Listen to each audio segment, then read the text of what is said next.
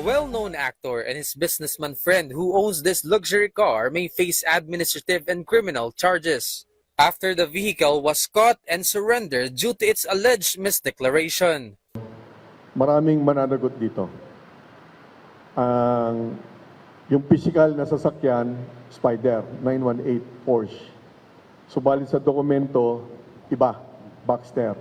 Doon pa lang alam na natin na mga malaki ang pananagutan dahil napakalaki rin ng pagkakamali nung deklarasyon nito, dokumento, at therefore yung pinagbayaran. Because only 1.8 million pesos in taxes were paid for the vehicle, which should have amounted to over 30 million pesos.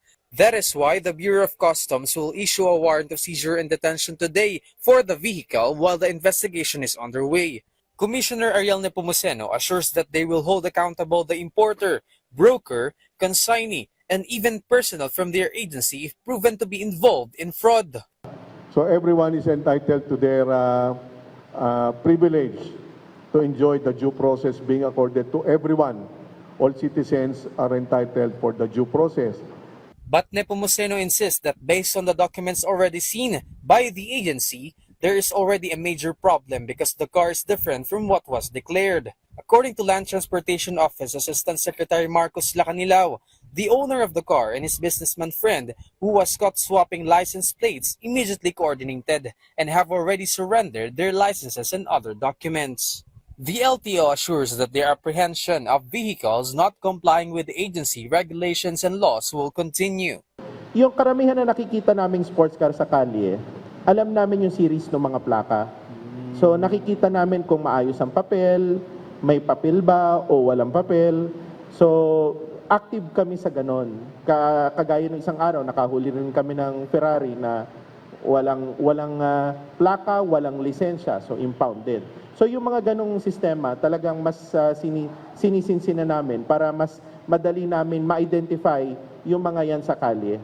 Meanwhile, the Customs Commissioner warned smugglers, saying they will not spare or excuse anyone who cheats and does not follow the law.